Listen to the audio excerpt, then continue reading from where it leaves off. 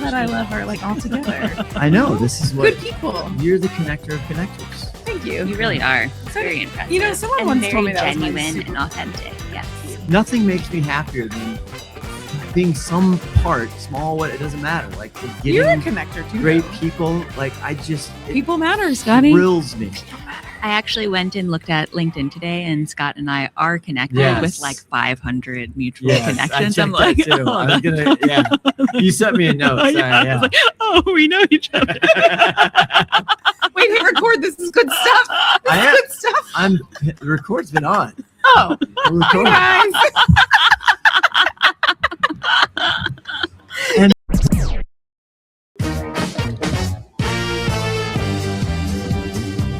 It does feel like you're like running through the forest. welcome everybody. Always off brand. We take e-commerce retail. We simplify it. We throw a big bag of fun right in there. And if you're watching on the YouTube, we are live from eTail, Palm Springs, the J-Dub Marriott. I love the J-Dub. God, we It's are sunny. It's warm. It's We're It's happy. fabulous here. God, it's good. Joining me today on the program is Lauren Livak Gilbert, the doctor of all PDPs. Hi, Lauren. Hi, Scotty. Thanks for doing this with me. It's so fun. Thanks for We having missed me. a site like Boston. I was on my sabbatical. which was lovely. I know. I wasn't had it? 5 weeks off. It was Oh, amazing. that I want a sounds sabbatical. amazing. Glorious. And Scotty was like, "You want to come record a podcast?" I was like, "Sorry, no." No, yeah, good for you. And that is the Boundaries. tone. Oh, Do you- Hey, Lauren. Thank Do you. hey, podcast host. Do Yes. you want to introduce our guest? Oh my God, I do. I'm so excited to have our guest Do you today, want Scotty. music? Yeah. Well, hold give on. me some. Give me Just some keep jazzy going. tunes. We're going. Keep going, and I'll Okay, figure out what I got to well, do here. The beauty of eTail is bringing together amazing people, and Abi Harmon is here, and I met Abi. Yes. Oh, yes. Sound effects. There's a lot of sound effects. I met Abi at Cannes 2 years ago. Years, 2 years yeah. ago, and Abby's incredible. Abby has such a cool background. She is like an expert in commerce. She was a CEO, and then she kind of took a pause and pivot and did something different. And now I'm introduced her to Scotty, and now we're on the pod, and we had dinner last night, We had and dinner. we're here to talk about all the amazing things Abby's doing. So Abby, tell us more about what you're doing and your history and all your awesomeness. Well, thank you. Hold on, we'll turn the music off. That was I love not the bad. music. Did you? I feel like this is exactly This what is I'm you. doing. Yes. Actually, hold on. Finding some Wait a breath, second. feeling the This vibes. is getting NPR. Right now. Yes. Let's get down Should we just do here. ASMR? Lean in. Click, click, click, click, click, click, click, click, click.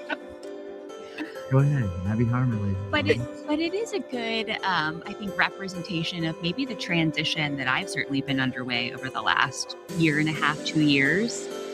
The technology space is amazing. Started my career at Target, fast forward to Amazon, all of the startup world, the disruption that we've been seeing the last couple of days here continues. But I started to notice that the industry was changing, continuing to disrupt, move incredibly fast. And while we had all of these frameworks and strategies for what was happening in the industry, we definitely did not know how to pace from a human capability perspective. And so You mean the way we act? the way that we act, the way that we create, how The we way we really think react. clearly. Yeah. How we project all of our shit on everybody we love? Exactly. Oh, We point okay. a lot of fingers and we don't necessarily realize what's happening internally. And I'm sure the pandemic was an aspect of this. Hmm. We realized that we could literally work from anywhere. And in doing so, we also realized that we never have to turn off. And so I experienced that burnout in kind of an unexpected way. I thought that burnout meant, the fire had subsided and you would just be like laying by the side of the couch feeling overwhelmed. I'm tired. Yeah. And instead, all of this sense of urgency, feeling like everyone was against me, like never being able to turn off, the stress, the pressure, the expectation, it was so constant. And I had taken over as a CEO. The industry is changing. I had to do layoffs. And again, I just started to be like, what is actually happening? And you said, the reactivity of what's happening in personal life, like I was oozing that stress everywhere else. So I could hold it together for my team, and I would maybe hold it together with my executive peers, but I definitely wasn't holding it together in my personal life. And so I just started to get really curious on, well, what actually is happening. So I went back to school. I learned neuroscience, somatics. I've been teaching yoga, advanced meditation, breath work, like all of the things from an Eastern perspective that are very rooted in, ancient practice, modern science, to understand what was actually happening physiologically. And I realized my nervous system is completely crapped out. And I can now see why, from an evolution perspective, our systems, they mobilize and then they need to stabilize. But when we're always on, we're just sort of stuck in mobilization, and our system can't handle that. And good thing you're on always off, right? We can turn off. We can all turn off. Yeah, can you all do that? No, I cannot. Not when Show Scotty's out. When Show Scotty's out, it's hard to stop. Yeah. I mean, but I relate. I'm being serious. Because I think it's, as we like to say in the biz, it's incremental. I'm telling you, burnout and stress, it's the silent, you don't even know it's happening. It's just little teeny tiny bits.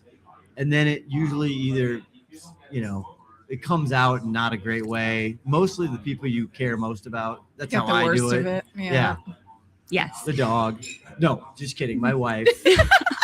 Well, exactly. And that was, edit that. Mark that to edit that. Go ahead, Abby. We're so kind of in that moment of reaction that we don't realize that's what's happening. And so, a lot of the work that I'm doing, I'll say, is pattern matching to mindset. And then recognizing actually, well, what's happening physiologically to understand where is my mind and how can I adjust it based on the situation. And just little small resets that you can do throughout your day, like breath, like focusing your attention, so that you're actually then using the best parts of your brain to innovate and create. And I think we've all had a tense meeting and then gone right from that into maybe a one-on-one where you have to give feedback, or, something where you're talking to your team and you're like, well, that is not what I meant to say. So the back-to-back world where you just don't have time to reset. But Abby, again, don't you just compartmentalize that? Aren't you just, isn't that little brain inside just got little dividers in there? And you're like, put wall up here. But is that healthy? Put wall up there. Well, and I think you can compartmentalize for a period of time and then you bleed out. Yeah. So I think a lot of folks are very calm and composed and can navigate keeping that face on from 9 to 5, and then all sorts of bleeding happening outside of those hours. And in a realm where we really do want to be able to flex between work and life and have that ease, being able to compartmentalize, but then have it just like bleh, all out on the table. Hopefully so. Is there a sound effect for that? The blah? I don't know. Let me see if I have the blah. I come with my own. Yes. Abby has her own sound effects. Yeah, she doesn't need no. Oh, okay. Well, we gotta. That's my favorite one. Oh, it's so sad. No, I was being sarcastic about that because I don't know, the what do you call it? The fly or survive or survivor fly. Fight or flight? Fight or flight. Yeah, sure. Where are you flying? I don't know. I think skill. I'm really good at convincing myself things that you can compartmentalize it, and you can do that. But then I had 12 years of therapy, and I figured some things out. But I think this is so true, and people just don't even know. And it's the ones who are just like, oh, so-and-so, what do you mean? They had a complete nervous breakdown and left the company, and nobody's heard or seen from that person. They were so chill. The ones who air quote have it all together. Yeah, the ones that are just like, dude, that person was as even as right? And then you're like, what? Or on the worser side of that, someone that is increasingly becoming more and more negative. Mm-hmm. Everything is terrible. They're complaining a lot. They're feeling like just totally overwhelmed, stressed, and like they hate everything that they're doing. And that's also a sign of someone that's not in an emotionally balanced, regulated nervous system. And so a lot of times even there, right, we're like, well, if you hate your job, just leave, versus being like, well, maybe there's something that you can do to sort of understand and integrate, take a breath, take a breather, versus start to associate all of the signs of that stress in the system with the externality of your career. Well, the thing I like about how you talk about it is you're not saying like everybody go live in like Sri Lanka and like do a yoga retreat. Like it's just not possible. But like you infuse like moments of thinking differently and like taking a breath and like how can you live the way you're living, but just kind of like tweaks to it, right? Exactly. I think sometimes it feels like it would be so simple to just have a forever sabbatical where we all, Yes. live Do on yoga and yes, meditate. and live under the palm trees of Palm Springs. But the reality is that we live in a very fast-paced modern world, and part of emotional regulation actually comes from our ability to sense what's happening inside. And so I want people to be ambitious. I work with a lot of very successful technical leaders, but what I'm trying to prevent is I'm moving fast, I'm making all these decisions, and then I go home, someone asks me what's for dinner, and I like burst into tears. Yeah. So it's little moments of bringing the escapism of the mountain into the day-to-day. And there's this really simple neuroscience concept called interoception, which is... Wait, that's not an interception like in football. Slightly different, Okay, but I'm just similar. here to clarify. And it's not Inception like Leonardo DiCaprio. But dream close to that, Inception. too. Is it? Okay, all right. See? Combo. No, it's in the woo world, you would maybe hear it called like inner sensing or inner awareness, but it's as simple as being able to feel your breath in your body or notice your heart rate, kind of that intuitive ability to feel what is happening in your body. That's actually how we emotionally regulate. And that emotional regulation is how we then again show up and are able to make very effective decisions. When we're reactive and we're stressed, we're in the amygdala, which is just protecting us and trying to keep us safe and not logical at all. When we're able to tap into emotional regulation, we're in our prefrontal cortex, which is where our logic and really clear objective decision making happens, which is arguably what many companies are paying us for. Yes, fair. So some of these little She has a point resets. there. You just have a very good point. Hold on. Sound effect. And that's honestly a lot of the premise of what I'm doing is AI is creating an immense amount of efficiency and opportunity for us. And I think that is great. And it should allow us to then really tap into having time to be intentional with our judgment, really creative, use those good parts of our brain. But we can't really do that if we're just totally afraid and stressed. Well, So- but can we talk about that? Because we were just talking about like fear of AI and what's coming. And we were just talking about like AI taking jobs and like how do you suggest that all of us, even in this industry that changes so rapidly, we don't know what's going to happen. We don't know if our jobs are going to get taken away, what's going to change, how to approach that in a non-hype, like everything's going to end doomsday. Like, how do you approach that logically and like emotionally, intelligently? So You want music for this? Or? maybe that calming music. Yes. Take a moment with me because it is uncertain. And it is okay to be afraid. Relax your shoulders down. Hold on. This is not a bit. It's so perfect. And doesn't she have a great, like, relaxing She has such a great. Anybody who's listening, everybody take a deep breath. Yeah. Okay, I'm taking it. It's important. No, okay. Seriously, Probably I sending me meditate. more of those. I meditate. Okay. Relax your shoulders. Soften the space between your eyebrows, Scotty. Whoa, yeah. Yeah. That hasn't happened in 50 years. Release your jaw. Yeah. That's a good one. Good job. Really good one. All this stuff matters. Well, and Yeah, here's adds the up. thing. Fear is an emotional state. And any state is temporary. And for the most part, it is a perception of the mind. So we spend all of this time being afraid of what's going to happen to our jobs, what's going to happen to the industry. We're predicting. We're doing it as if, well, we think we're smart in predicting the future, right? We're having all these conversations on woulda, coulda, shoulda, what might happen, what might not happen. But all of that future state hasn't really happened. And we're putting ourselves in this sense of threat and fear. which teaches our systems that we're not safe, and then we're just reactive. And again, we normalize it, so that sense of urgency, that sense of pressure becomes regular. We all feed off of one another. Another neuroscience concept, neuroception. Our nervous systems actually talk to one another. So when we're all stressed and we're feeling the pressure, we're anxious, I'm sure you felt this, right? A leader comes into a room and you're like, whoa. Yeah, you can feel it. Yeah, you can feel it. Yeah. You can also feel when someone is like, this is the thing, here's where we're going, and they're very calm and reasonable about it. So when we're so far looking into the future, we could forget to tell our systems that we're safe. And so that's why simple breath on like, okay, we're going to predict, we're going to think about this, like what could be, but we're going to do it from an opportunity, a possibility perspective. And then we're going to just remind ourselves by doing a long, deep exhale that like, actually we're in the present moment. We can feel what's happening in our body and kind of bring ourselves back down so that we're not just floating in space in this uncertain, scary place.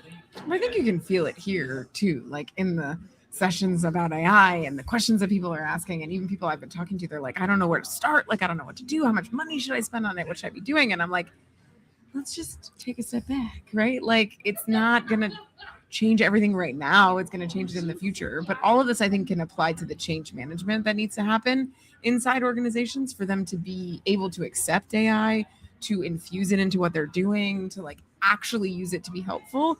It takes change, and people don't like change. Well, change is scary because it's uncertain. Exactly. And one of the things that I've seen in our traditional way of shifting organizations through change, well, one, any large scale organization is managing via risk mitigation, which is the antithesis of change and innovation. And typically we train folks to harness mindset. We're like the mind. And breaking news for you all. Oh, hold on. Oh, wait, get a sound effect. Get ready. Go ahead. Okay. Our minds are actually connected to our bodies. And what's happening? Hold on, I need a minute. A moment for that Good. one. Abby, I'm new here, okay? I have to process. Go ahead. What I think is, okay, I love what's happening in the health tech world because we're starting to have a lot more data to understand physiological state. And in the past, I feel like we would have been like, grit your teeth. This is your mindset. Here are your strengths. Here are your opportunities. Like, just change your mind. And what we don't realize is that there's a pretty critical piece of information that's happening before the mind may make its reaction to something. So, just simple psychological, you're triggered by something. Oh, boy, now. The uncertainty of changing my mic. By that mic. The mic is affecting you. Like I can't help it with my hands. These guys. It's okay. I'm a hand talker too. You're triggered by something, you have a reaction. All of that happens subconsciously, and most of it happens through your senses. So it's all physiological. And then your mind makes a call. It's predicting and it's trying to keep you safe. So a lot of the work that I would argue needs to evolve within that training, change management, learning and development space is starting to see the data that's coming in health tech, realize what's happening from a physiological perspective, and start to integrate that into, okay, I have this external trigger, I have a reaction, then how do I actually change the reaction to that and understand what's happening in my body and either move through something or just start to realize like, oh, my heart rate is elevated, like, oh, something else is happening. Let me bring myself back to the present. Let me see if I can move through this temporary state. It's a lot of the work that folks have done individually in therapy and sort of other self-help work. But I would say we're now moving at such a fast rate. The integration of that at ease into your day-to-day work and having more conversation. I mean, I love that we're now talking more about mental health in the workplace in general. Yes. But it's just a continued layer of how do you start to talk about emotional state and physiological data because it drives performance. Well, I think, I was just No, gonna say, go Scotty, ahead, Lauren Livak Gilbert. Like brands like Oura Ring, right? Like they have blown up so much, and they just got another round of funding, and there's been a huge like focus on that because you get real-time. I have one. You get real-time data. It tells you so much. I mean, Abby has one too. You get so much insight about like when you should be doing certain things, when you should be going to sleep, how things are affecting you. And it can help you tweak your lifestyle. But the way I think about that too is like, if I bring it back to kind of like e-commerce and commerce, like if you have data about that, then you understand people's behavior. You understand how you can relate a product to them. You can have like a better message, better story to talk to them because you have all this insight about their behavior and how they're affecting both their mind and their body altogether. Well, I also think, and it's not dissimilar to what we've seen in the media world where, you'd run a national ad campaign, you'd maybe see certain behavior, but you couldn't quite correlate and tell the path between that. And so you'd tell this whole story. And then that way. Well, it is still that way. But it's like as the precision of being able to track someone's path grows, and you can exactly say like, oh, okay, it's not just weather, it's this specific event. Yeah. The same is happening from a health data perspective, that it's not just like, oh, I have this perception of someone. It's like, well, no, this is just the data. This is what's happening. And based on that, we'll, evolve and adjust our campaign accordingly. It kind of takes some of the emotion or woo or fluff out of it to just be like, okay, here's emotional state. Here's the physiological data. Here's what is happening. And then I can evolve accordingly. But I also just getting to, we are connected on the Linky. We have a lot of 500 incoming connections. But my thing when you go and talk to people of this and you do a bunch of events, and we'll talk more about that. I want to hear more about that. But you've been there. Yes. You sat in the chair. Mm-hmm. You've had the feelings. Again, when I had my own little tiny shop, one of the things I finally realized, instead of asking my teammates, how are you doing? I asked how they feel. How do you feel about said? How do you feel? Just putting the word feel in is like a game changer. You know what I'm saying? Yes. So, and then, it's translating in those situations with all the tech and all the pressures and all the money and all the quarter by quarter and everything else. God, how could you be a better teammate? How can you be a better leader? How can you be better? Deal with your shit. It's really, that's a simplification that is so complex and takes tons of work, and God bless what you do. But don't you think that should be an expectation for leaders? It should. Yes, and that's why I know we say people matter here because I know they do, and it's cliche, whatever. People matter. But what's just, I laugh at this. All of a sudden you see XYZ retailer, XYZ brand, XY, whatever. We see this in sports a lot. It doesn't really matter. Oh, wow. Nobody liked working there. They didn't do well. All of a sudden performance went down. Oh my God. Somebody new comes in who's of the leadership, and all of a sudden in a year, it's like, why is such good vibes over there, man? It's good vibes. Because of everything you're talking about. Exactly. How can you it's just relationships. I put everything back to dating. You can't. He said he's dating LLMs. I He's am dating right now. ChatGPT, Gemini, and Is it more of like a situationship, or how serious is it getting? I don't like that's a little personal. Jemmy right now is we're taking having the a lead. lot of chats, Jemmy and I. Yeah. Really feel like Jemmy's getting to know me. Yeah. Oh. Anyway, I just what you're talking about, and I had to go through this on my own because it's very lonely. I don't know. It's tough. And we were going at that time we didn't have the pandemic, and we were going into an office once a week, what have you. But I just can't say this enough. And because of the inundation of everything coming at us, and you talk about the changes, just communication. How many ways do you have to communicate? You on Teams, you on Slack, you on text, you on LinkedIn, you on email? video call, you on Well, emails, you on. Just think about that. And all of those pings, our nervous system reads like a saber-toothed tiger is coming at us. God Like, damn.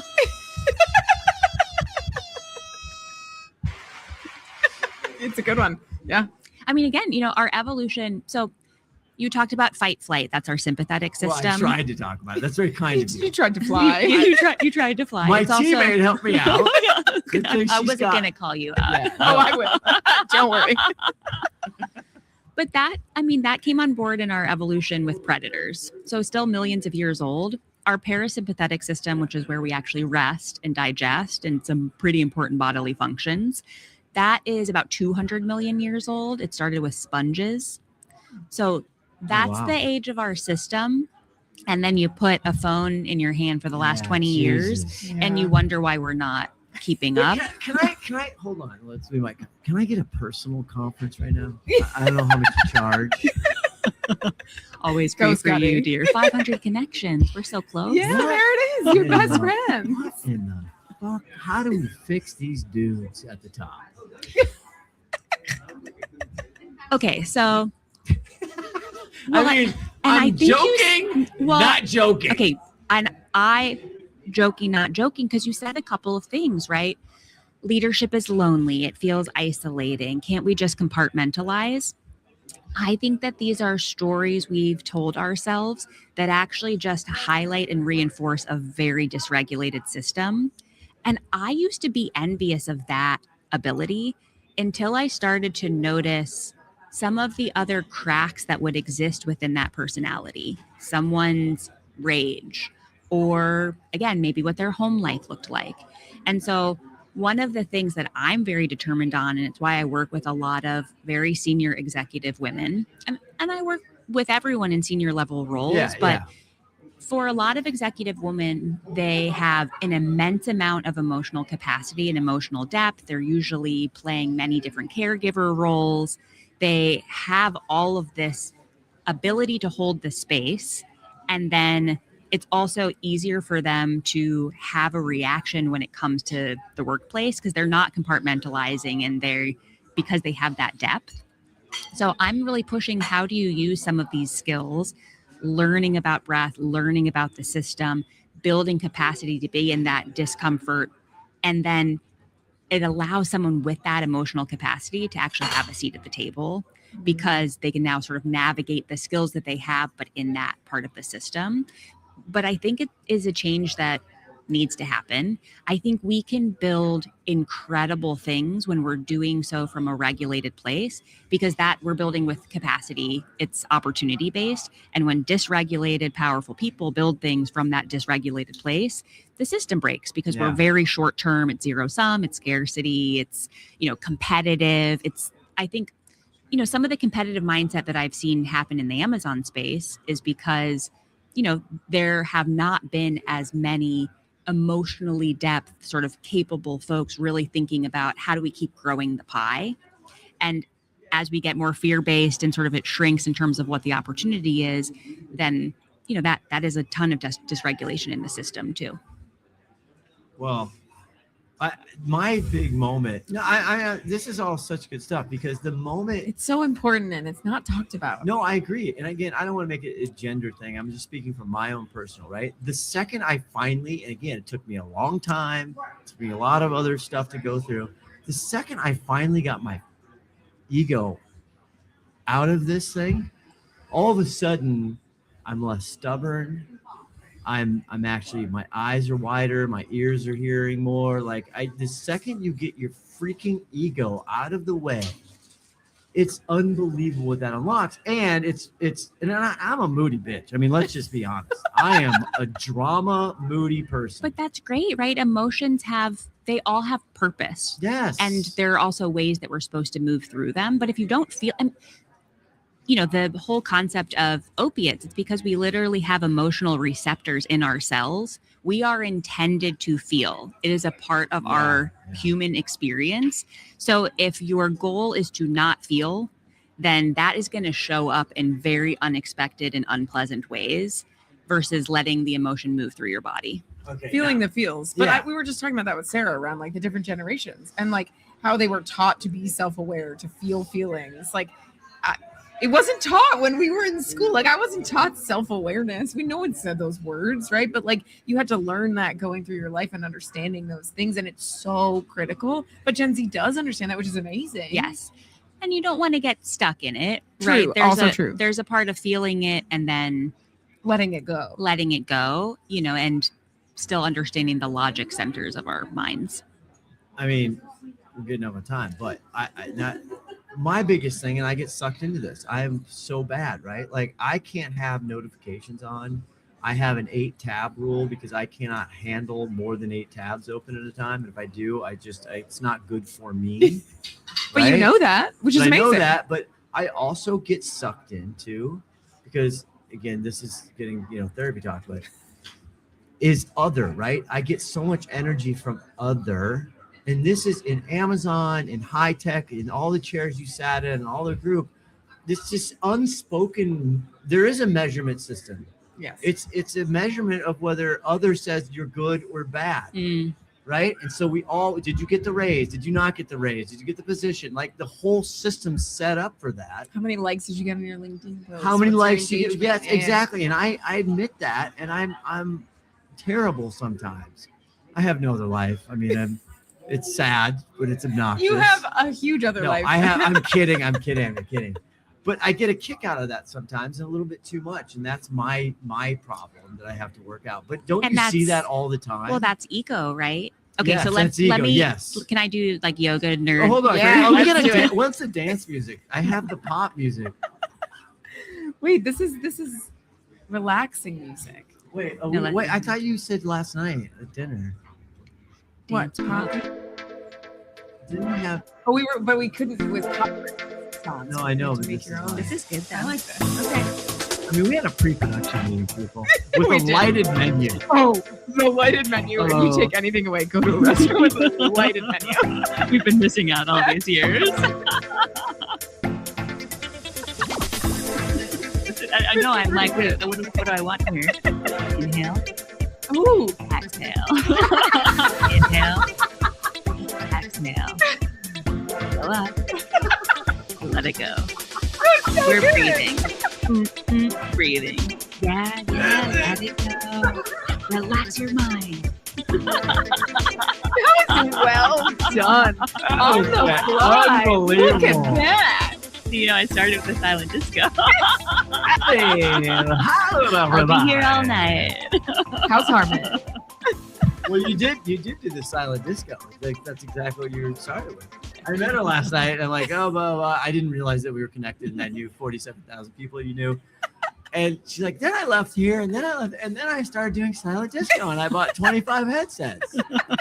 And I'm like, are you still doing it? I mean, I love I a good need silent more. disco. No, I'm not.